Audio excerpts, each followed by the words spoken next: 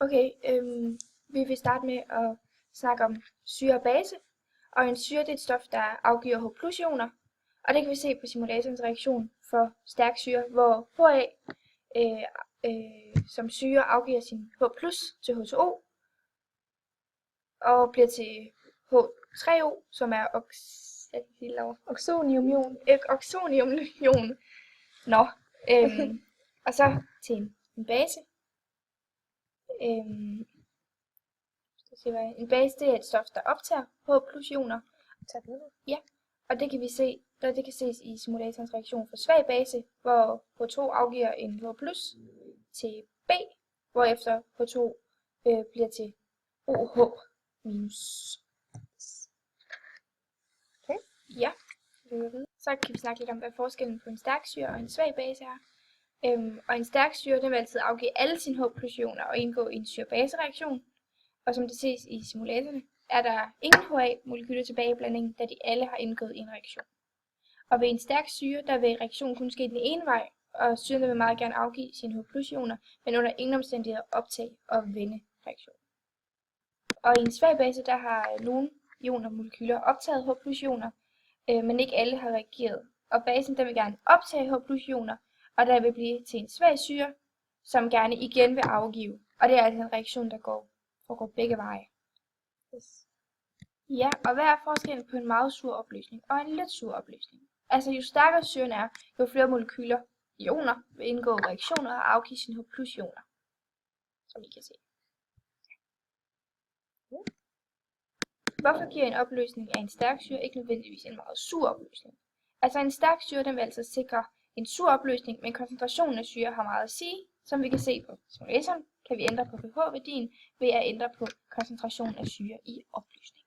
Yes. Og det er den der, der ændrer sig. Ja. Snak lidt om pH-værdi, og pH det er en måde, man måler surhedsgraden på, og man kan fx se her på simuleringen, at sådan noget som håndsæbe har en pH på 10, det vil sige, at den er meget basisk. Så man også kan se her, pH på 10. Og sådan noget som juice, det har en pH på 3,5. Det er altså en sur opløsning. Når man fortynder en sur eller en basisk opløsning, blandt andet ved at hælde vand i, så kan man se, at pH-værdien nærmer sig 7, som er vandets pH-værdi, som er meget neutral. Se, jo mere vand jeg hælder i, jo tættere kommer den på 7. Og ligeledes vil vi kunne gøre det med håndsæbe, som er på 10. Jo mere vand vi hælder i, jo mere nærmer den sig det neutrale 7. Det vil vi også se på makroniveau. Med juice her, at jo mere vand vi hælder i, jo mere nærmer den sig 7. Vi ser herovre. Det der sker, det er, at når vi hælder vand i, så bliver de ioner, der ligger hernede i, de bliver spredt mere. Og derved så falder pH-værdien, samlet pH-værdi herovre. Koncentrationen påvirker pH-værdien. I den sidste herovre kan vi se forholdet mellem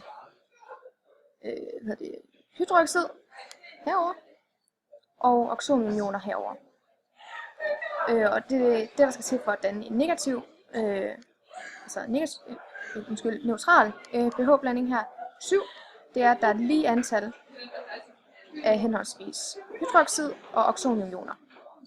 Til gengæld, når der kommer lidt flere oxoniumioner, f.eks. her, så stiger pH-værdien, og blandingen bliver basisk. Så jo større forskel der er her, jo mere basisk bliver den. På den anden måde, hvis vi trækker omvendt, så der kommer flere oxoniumioner, kan vi se, at blandingen bliver mere sur, og jo større forskel er, jo mere sur bliver blandingen.